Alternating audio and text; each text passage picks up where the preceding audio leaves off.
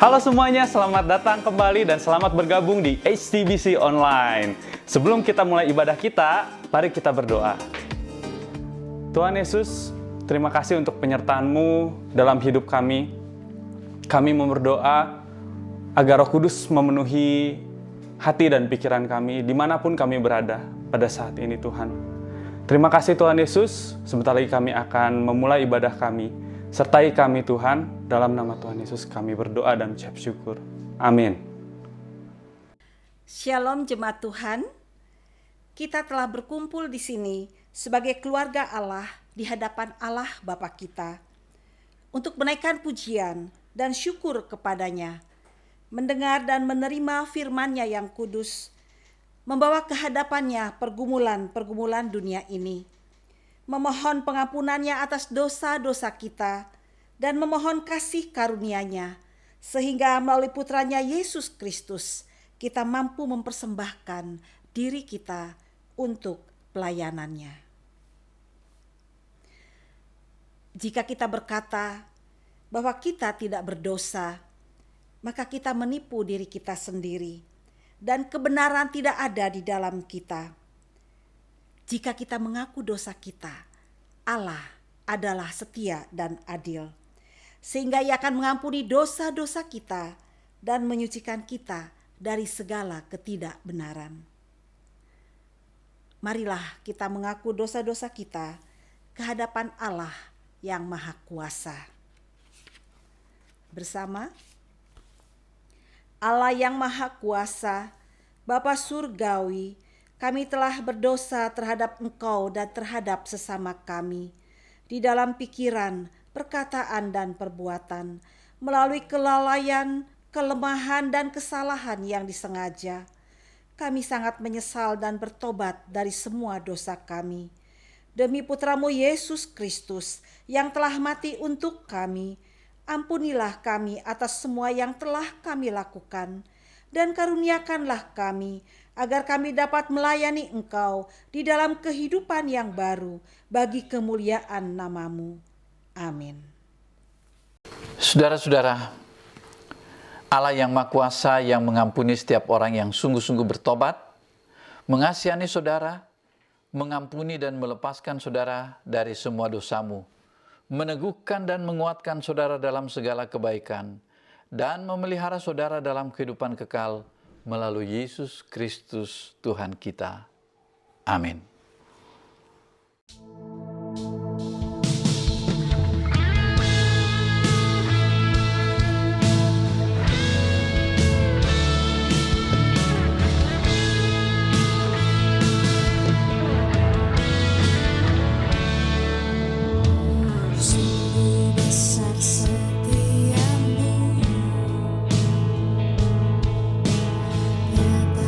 Sepanjang hidup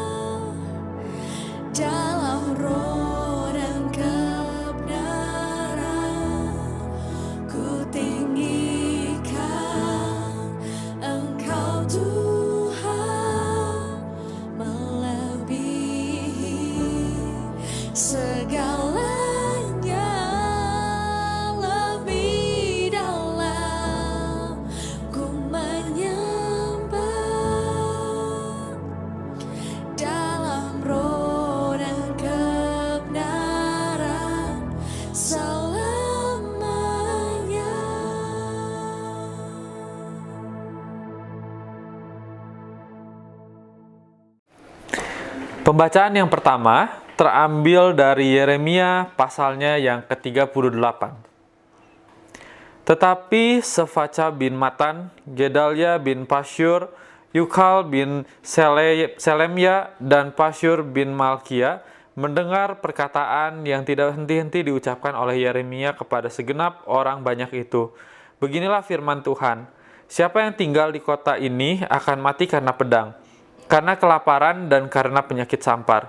Tetapi siapa yang keluar dari sini mendapatkan orang Kasdim, ia akan tetap hidup. Nyawanya akan menjadi jarahan baginya dan ia tetap hidup. Beginilah firman Tuhan, kota ini akan pasti diserahkan ke dalam tangan tentara Raja Babel yang akan merebutnya. Maka berkatalah para pemuka itu kepada raja, baiklah orang ini dihukum mati. Sebab sebenarnya dengan mengatakan hal-hal seperti itu, maka ia melemahkan semangat prajurit-prajurit yang masih tinggal di kota ini dan semangat segenap rakyat. Sungguh orang ini tidak mengusahakan kesejahteraan untuk bangsa ini, melainkan kemalangan.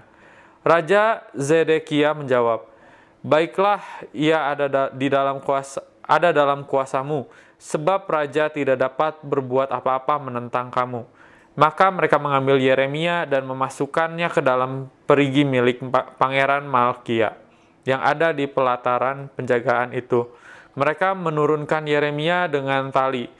Di perigi itu tidak ada air, hanya lumpur. Lalu terperosoklah Yeremia ke dalam lumpur itu. Tetapi ketika didengar, Ebed-Melek orang Ethiopia itu, ia seorang sida-sida yang tinggal di istana raja, bahwa Yeremia telah dimasukkan ke dalam perigi. Pada waktu itu raja sedang duduk di pintu gerbang Benyamin. Maka keluarlah Ebed-Melek dari istana raja itu, lalu berkata kepada raja, ya tuanku raja, perbuatan orang-orang ini jahat dalam segala apa yang mereka lakukan terhadap Nabi Yeremia, yakni memasukkan dia ke dalam perigi. Ia akan mati kelaparan di tempat itu, sebab tidak ada lagi roti di kota. Lalu raja memberi perintah kepada Ebed-Melek, orang Ethiopia itu, katanya, bawalah 3 orang dari sini dan angkatlah Nabi Yeremia dari perigi itu sebelum ia mati. Ebed-Melek membawa orang-orang itu dan masuk ke istana raja, ke gudang pakaian di tempat perbendaharaan. Dari sana ia mengambil pakaian yang buruk-buruk dan pakaian yang robek-robek, lalu menurunkannya dengan tali kepada Yeremia di perigi itu. Berserulah Ebed-Melek, orang Ethiopia itu, kepada Yeremia, taruhlah pakaian yang buruk-buruk dan robek-robek itu di bawah ketiakmu sebagai ganjal tali. Yeremia pun berbuat demikian. Kemudian mereka menarik dan mengangkat Yeremia dengan tali dari perigi itu. Demikianlah Yeremia tinggal di pelataran penjagaan itu. Raja Zedekia menyuruh orang membawa Nabi Yeremia kepadanya di pintu yang ketiga pada rumah Tuhan. Berkatalah raja kepada Yeremia, aku mau menanyakan sesuatu kepadamu. Janganlah sembunyikan apa-apa kepadaku. Jawab Yeremia kepada Zedekia, apabila aku memberitahukannya kepadamu, tentulah engkau akan membunuh aku, bukan? Dan apabila aku memberi nasihat kepadamu, engkau tidak juga akan mendengarkan aku.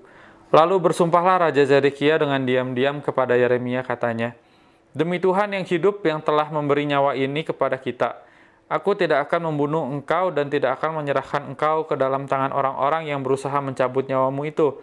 Sesudah itu berkatalah Yeremia kepada Zedekia, beginilah firman Tuhan Allah semesta alam, Allah Israel, jika engkau keluar menyerahkan diri kepada para perwira Raja Babel, maka nyawamu akan terpelihara dan kota ini tidak akan dihanguskan dengan api. Engkau dengan keluargamu akan hidup. Tetapi jika engkau tidak menyerahkan diri kepada para perwira Raja Babel, maka kota ini akan diserahkan ke dalam tangan orang-orang Kasdim yang akan menghanguskannya dengan api. Dan engkau sendiri tidak akan luput dari tangan mereka. Kemudian berkatalah Raja Zedekia kepada Yeremia, aku takut kepada orang-orang Yehuda yang menyeberang kepada orang Kasdim itu. Nanti aku diserahkan ke dalam tangan mereka sehingga mereka mempermainkan aku. Yeremia menjawab, hal itu tidak akan terjadi. Dengarkanlah suara Tuhan dalam hal apa yang kukatakan kepadamu. Maka keadaanmu akan baik dan nyawamu akan terpelihara. Tetapi jika engkau enggan menyerahkan diri, maka inilah firman yang dinyatakan Tuhan kepadaku. Sungguh semua perempuan yang masih tinggal di istana Raja Yehuda digiring keluar ke hadapan para perwira Raja Babel sambil berseru, engkau diperdayakan, dikalahkan oleh sahabat-sahabatmu. Tetapi baru saja kakimu terperosok ke dalam lumpur, mereka sudah berpaling pulang. Semua istrimu dan anak-anakmu akan digiring keluar ke hadapan orang-orang Kasdim itu. Dan engkau sendiri tidak akan terluput dari tangan mereka, tetapi engkau akan tertangkap oleh Raja Babel, dan kota ini akan dihanguskan dengan api. Lalu berkatalah Zedekia kepada Yeremia, janganlah ada orang yang mengetahui tentang perbicaraan ini, supaya engkau jangan mati. Apabila para pemuka mendengar bahwa aku telah berbicara dengan engkau, lalu mereka datang meminta kepadamu, beritahukanlah kepada kami apa yang telah kau lakukan kepada raja dan apa yang telah dikatakan raja kepadamu. Janganlah sembunyikan kepada kami supaya engkau jangan kami bunuh.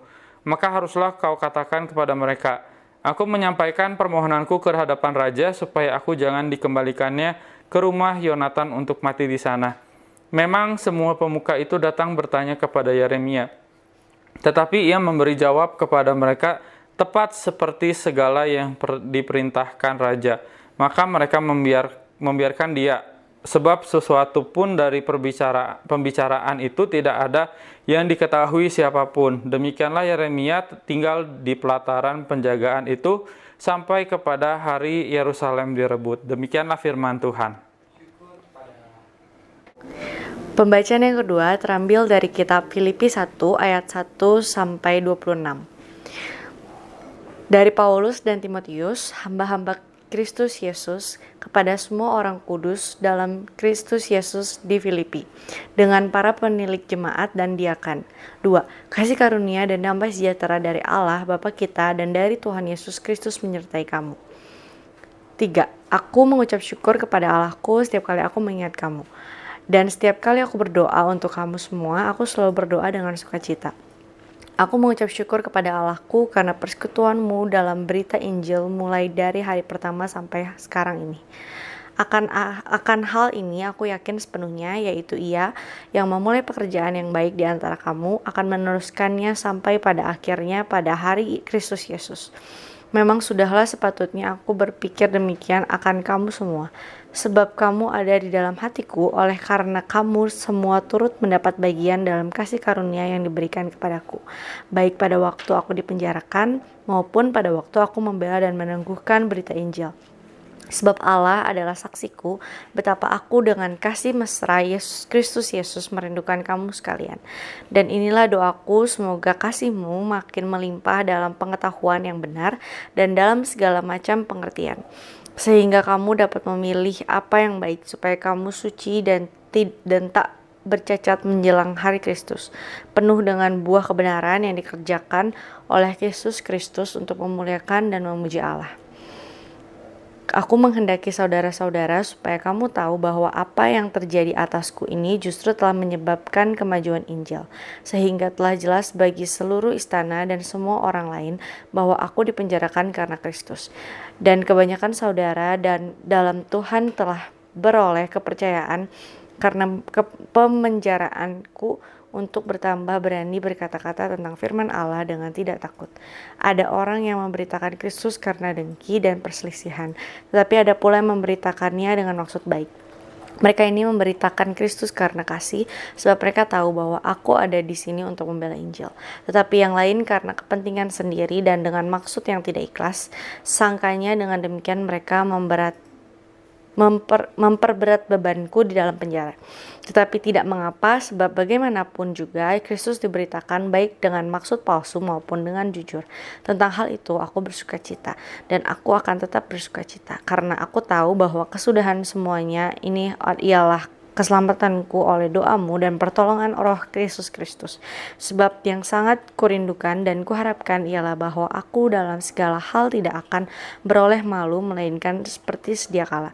Demikian pun sekarang, Kristus dengan nyata dimuliakan dalam tubuhku, baik oleh hidupku maupun oleh matiku. Karena bagiku hidup adalah Kristus dan mati adalah keuntungan. Tetapi jika aku harus hidup di dunia ini, itu berarti bagiku bekerja memberi buah. Jadi mana yang harus kupilih aku tidak tahu. Aku didesak dari dua pihak. Aku ingin pergi dan diam bersama-sama dengan Kristus.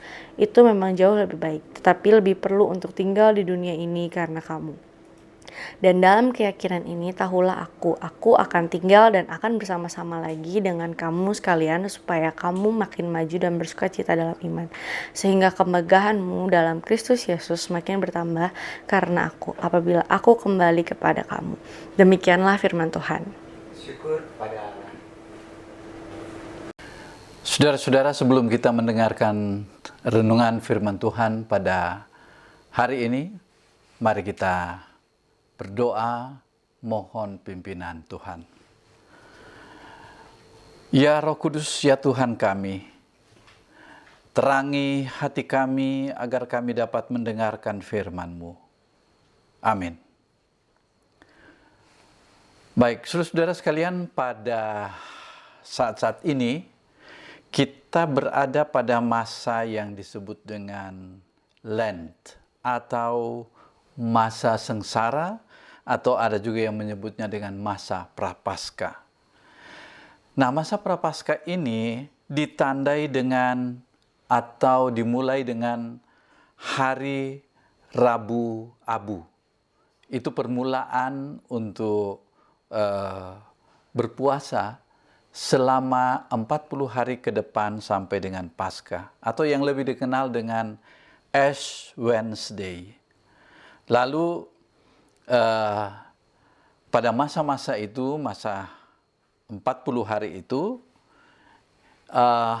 biasanya orang berpuasa. Cuma puasa biasanya tidak dalam arti fisik saja, tapi bisa dalam arti yang lain. Misalnya tidak makan, biasanya mungkin 3 kali makan dalam sehari, ya dia puasa untuk tidak makan sekali, misalnya makan siang, tetapi uang makannya itu atau anggaran makannya itu dia kumpulkan dan dia kemudian memberikannya kepada orang miskin atau yang membutuhkan. Ada juga cara berpuasa yang lain, yaitu puasa dari kebiasaan-kebiasaan yang tidak baik, ya. Kemudian juga, ya, biasanya selama itu gereja itu memakai warna atau ditandai dengan warna ungu selama masa Prapaskah ini. Dan juga di dalam gereja ada beberapa gereja, termasuk gereja Anglikan, itu biasanya simbol-simbol itu, simbol salib, kemudian yang ada di atas meja itu, meja perjamuan itu biasanya ditutup. Dan tidak melayani pernikahan. Itu di masa-masa sengsara, sebab pernikahan itu menggambarkan suatu kegembiraan, sementara kita itu merenungkan bagaimana penderitaan Kristus menuju salib. Nah, saya perlu ingatkan ini oleh karena tahun gereja atau masa-masa seperti ini itu penting bagi setiap kita untuk mengingat. Karena dengan mengingat ini, pikiran dan hati kita itu dibawa kepada seorang pribadi yang telah menyelamatkan kita. Dia telah menderita, disalib, mati, dikuburkan, dan pada hari ketiga dia bangkit dari kematian, dan kemudian naik ke surga. Inilah peristiwa yang berpusat kepada Yesus, di mana semua peristiwa itu mempunyai makna dalam kehidupan kita. Kita mengingat, termasuk di dalam kita mengadakan perjamuan kudus, itu adalah unsur mengingat akan peristiwa Yesus itu sangat penting bagi kita. Jadi selain daripada kita mengadakan ibadah dan kita diingatkan oleh firman Tuhan, tetapi kita juga dibantu oleh ritual-ritual ibadah seperti itu, bukan hanya sekedar kita senang menyanyi atau senang berkumpul, tetapi pada saat itu justru kita mengingat akan siapa yang pernah menyelamatkan kita, Siapa yang pernah berkorban untuk kita? Siapa yang pernah menebus dosa-dosa kita? Nah, hari ini kita mendengarkan pembacaan Alkitab yang diambil dari kitab Yeremia dan juga surat Rasul Paulus kepada jemaat di Filipi. Pada dasarnya firman Tuhan ini berbicara tentang ada saat di mana kita mengalami hal-hal yang sulit. Ada saat di mana yang positif itu tidak selamanya bagus. Atau negatif tidak selalu tidak baik. Ya contohnya seperti yang kita alami sekarang dengan masa-masa pandemi COVID-19. Ya ketika Anda diswab, maka kalau positif tidak baik, kalau negatif justru baik.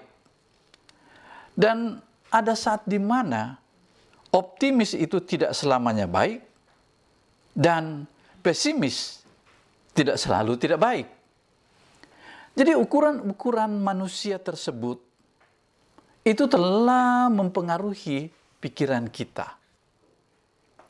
Ada tentu seperti yang dialami oleh masa-masa Nabi Yeremia, di mana ada optimisme yang palsu. Di tengah-tengah situasi sulit, mereka katakan sebenarnya tidak sulit, tidak berbahaya, tidak apa-apa. Ini sangat, justru yang seperti ini adalah optimisme yang sangat berbahaya. Seperti yang kita barangkali sering dengar orang mengatakan bahwa, oh tidak apa-apa, COVID-19 itu rekayasa. Dan pada akhirnya orang yang berkata seperti itu kena dan mungkin sampai meninggal dunia. Jadi situasi seperti ini adalah situasi yang pernah dialami oleh sang nabi seperti yang kita dengarkan tadi dari pembacaan Yeremia pasal 38, di mana situasi Yeremia ketika itu dia harus berbicara tentang kebenaran dan tentang realitas pada masa itu. Pada saat itu umat Tuhan justru mengalami suasana yang sangat tidak baik. Diserang oleh bangsa-bangsa lain dan juga harus menghadapi penawanan oleh kerajaan Babilonia yang dalam hal ini Raja Nebukadnezar. Dan Yeremia berbicara tentang apa yang menimpa Yerusalem itu, kota Yerusalem itu adalah sangat-sangat berbahaya. Nah, tadi kita sudah membaca dari kitab Yeremia dan tadi dikatakan di dalam Yeremia pasalnya yang ke-38, ayatnya yang ketiga dikatakan. Saya bacakan saja di sini. Dikatakan begini. Beginilah firman Tuhan. Kota ini akan pasti diserahkan ke dalam tangan tentara Raja Babel yang akan merebutnya. Ini adalah suatu realitas. Mereka tidak bisa berkata bahwa oh enggak apa-apa. Kita yakin saja bahwa ini akan dihadapi oleh Tuhan sendiri. Kita tidak bisa begitu. Realitas ini harus disuarakan dan Yeremia berani untuk mengatakan itu.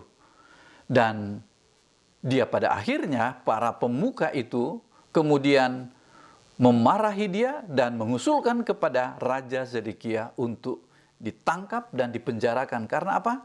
Dia membicarakan sesuatu yang membuat orang patah semangat. Tapi di sini bukan soal bahwa kita itu di tengah-tengah situasi tertentu lalu kita kemudian memberikan optimisme yang palsu.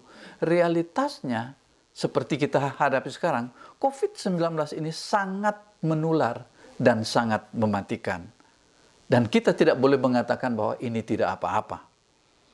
Kita juga menghadapi kesulitan di mana ketika kita harus berbicara tentang kuasa Allah. Tetapi yang kita hadapi sekarang ini adalah seolah-olah COVID-19 itu lebih menguasai pemerintah. Apakah dia itu pendeta atau pemuka agama, harus menyerah kepada COVID-19 atau virus yang berbahaya ini. Dan ketika kita berdoa, maka seolah-olah Tuhan itu tidak mendengarkan doa kita. Ketika kita melayani, bersekutu, memberitakan Injil, itu semuanya tidak mungkin. Karena tidak boleh ada kerumunan, tidak boleh ada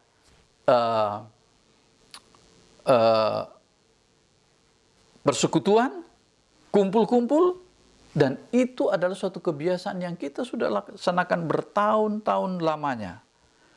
Dan situasi seperti ini membuat kita tidak berdaya.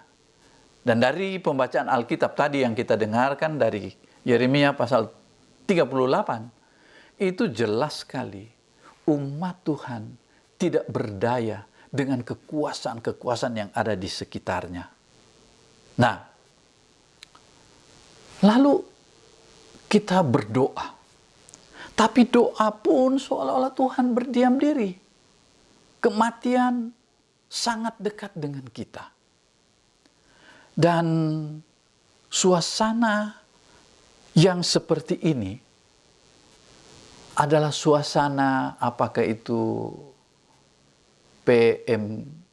PSBB atau seperti lockdown seperti itu. Dan umat Tuhan pada zaman Yeremia itu juga mengalami apa yang disebut dengan lockdown. Itu pembuangan ke Babilonia yang pertama oleh kerajaan utara, yaitu kerajaan Israel di bagian utara. Itu sudah terjadi ketika Raja Asyur membawa orang-orang terkemuka dan orang-orang Israel di bagian utara ditawan di Babilonia. Begitu juga beberapa waktu kemudian, yaitu bangsa Israel di bagian Yerusalem atau di bagian selatan, itu tidak luput juga dari pembuangan di Babilonia. Jadi ini suasana-suasana yang dimana umat Tuhan tidak bisa berbuat apa-apa. Lalu, apa yang harus dilakukan saat seperti ini? Seorang nabi, hamba Tuhan, Yeremia, harus mengambil sikap. Dan dia serukan, termasuk kepada Raja Sedekia, Raja Israel di selatan. Yeremia katakan, jangan melawan penguasa Babilonia. Jangan melawan. Lebih baik serahkan dirimu kepada Raja Babilonia, maka engkau akan selamat. Seruan-seruan seperti ini meyakinkan kepada kita saat ini bahwa jangan coba-coba kita melanggar protokol kesehatan yang telah dirumuskan oleh pemerintah, yang menjadi satu undang-undang. Kita harus ikut dalam suasana seperti ini. Karena apa? Karena pernah dialami oleh umat Tuhan, dan itu Alkitab menceritakan kepada kita. Dan jangan kita mengatakan tidak, kuasa Tuhan itu lebih besar. Kita harus taat pada firman Tuhan. Bahwa ada saat-saat di mana Tuhan mengizinkan itu. Dan ada saat di mana Allah juga mengizinkan hal itu terjadi pada umatnya. Yesus sendiri mengalami penderitaan. Dan kita juga tidak boleh menolak suatu kesulitan di dunia ini. Kesulitan apa saja, sengsara apa saja, penderitaan apa saja, yang Tuhan izinkan untuk kita alami. Karena di balik semuanya itu ada rencana Allah dari kekal sampai kekal. Dan tentu Allah tidak menghancurkan kita. Dan di satu pihak kita melihat bahwa ada orang-orang tertentu yang tidak memahami akan kehendak Tuhan. Seolah-olah tidak mau terima keadaan ini. Semua yang namanya kesulitan, semua yang namanya penderitaan, penyakit, termasuk kematian, itu jangan dihadapi. Tidak akan terjadi. Dalam kehidupan ini, Allah menciptakan manusia mulai dari kelahiran. Kemudian dia bertumbuh menjadi seorang yang berpotensi untuk berkarya. Tetapi ada saatnya di mana dia itu harus mengalami suatu kelemahan. Karena umur, keterbatasan manusia dari segi umur, sama seperti pohon yang tadinya buah mangga itu berbuah sedemikian rupa lebat, bagus buahnya, tapi ada di mana masa-masa buahnya mulai kurang. Bahkan ada yang busuk. Lalu dahannya menjadi kering. Lalu pohon itu keseluruhan menjadi busuk dan tumbang. Itu suatu yang alamiah. Itulah ciptaan Tuhan. Dan Tuhan menciptakan kita manusia seperti itu. Dan tentunya bukan berarti bahwa kita harus cari-cari kesulitan.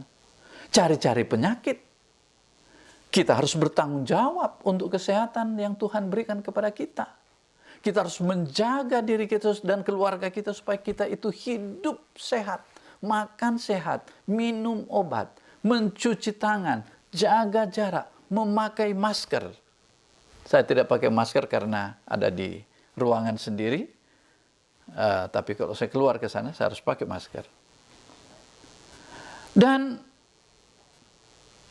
kita ketika menghadapi persoalan-persoalan yang sulit, kita cenderung untuk lari dari situ. Kita cenderung untuk pergi ke tempat yang aman. Bahkan tidak sedikit yang memilih untuk lebih baik mati saja, atau bunuh diri saja. Kalau sudah begini, ada di beberapa negara, orang yang sudah ketahuan bahwa dia kena virus corona, dia memilih untuk bunuh diri daripada dia menanggung kesulitan itu. Dan ketika seorang itu mengalami kesulitan demi kesulitan, kesulitan keluarga, masalah-masalah keuangan, dan penyakit dan sebagainya, ketika dia sampai pada titik frustrasi itu, dia kemudian memutuskan untuk mau bunuh diri.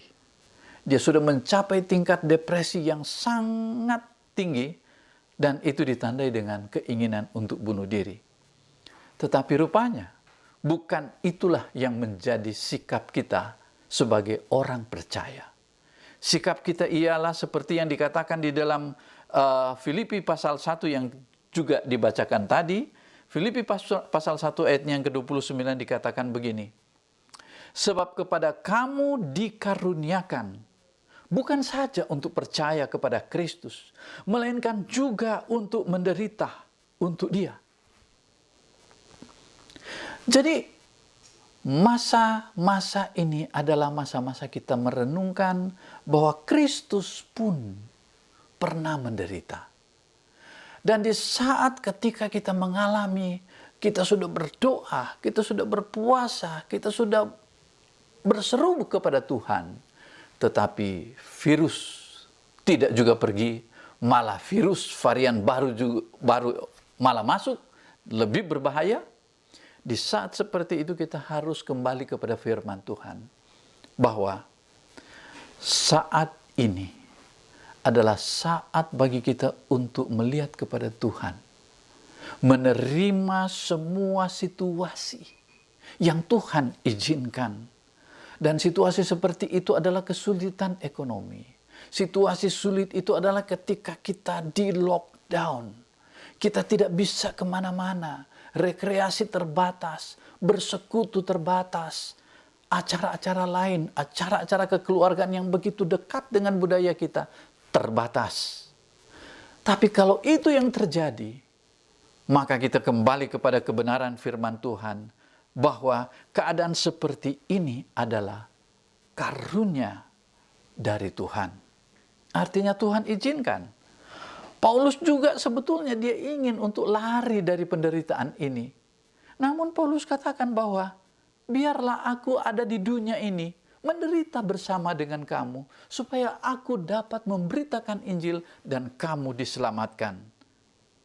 Dan di balik semuanya ini tentunya kita bertanya, apa maksud Tuhan di balik semua kesulitan, penderitaan, sengsara ini? Ayat 21, dengan sangat tegas Rasul Paulus berkata, karena bagiku hidup adalah Kristus. Ini kuncinya. Dan mati adalah keuntungan. Jadi hidup ini adalah hidup bersama Yesus. Artinya kita harus yakin bahwa kita tidak sendirian dalam hidup ini. Kita bersama dengan Dia. Rohnya ada bersama dengan kita. Di dalam tata ibadah perjamuan gereja Anglikan, itu diawali dengan satu pernyataan. Tuhan hadir di sini. Dan disambut oleh jemaat, yaitu Rohnya hadir bersama kita. Jadi ini adalah suatu pernyataan iman yang sangat kuat. Dan ini yang dimaksudkan oleh Rasul Paulus, bahwa kalaupun kita hidup bersama dengan Yesus. Dan bagaimana kalau mati? Ya mati adalah keuntunganku. Tapi jangan cari mati. Kalaupun mati yang dikehendaki oleh Tuhan, kita sudah jaga betul-betul kesehatan kita. Tapi nyatanya kita kena virus. Sudah ditangani dengan obat-obatan oleh dokter. Tapi pada akhirnya kita juga putus nafas. Artinya kita meninggalkan dunia ini. Maka kita harus yakin bahwa kematian seperti itu adalah bagian dari kehidupan Kristen. Bagian dari rencana Allah dalam hidup kita. Kita tidak usah takut. Yang penting selagi Tuhan kasih hidup di dunia ini, jalani dan nikmati. Bertanggung jawab. Jangan asal hidup. Dan ketika kita ada di dalam dunia ini, kita tahu bersama bahwa Allah punya maksud. Agar supaya kita bersaksi, berbuah, dan menikmati kebahagiaan yang dari Tuhan. Mati, tidak apa-apa. Bagi Paulus, itu adalah keuntunganku. Kuncinya, hidup bersama Kristus. Amin. Mari kita berdoa. Bapa di surga, terima kasih untuk firman-Mu yang telah menguatkan kami. Biarlah Tuhan firman-Mu ini tetap memberi dorongan kepada kami untuk menikmati kehidupan yang bermakna. Selagi kami hidup, biarlah kami juga menikmati paket kehidupan itu. Bukan hanya suatu kenikmatan, tapi juga ada saat-saat di mana kami mengalami kesulitan, mengalami penderitaan, mengalami sengsara, dan Engkau sadarkan kepada kami bahwa Engkau selalu bersama dengan kami. Dalam nama Yesus, firman yang hidup itu, kami berdoa. Amin.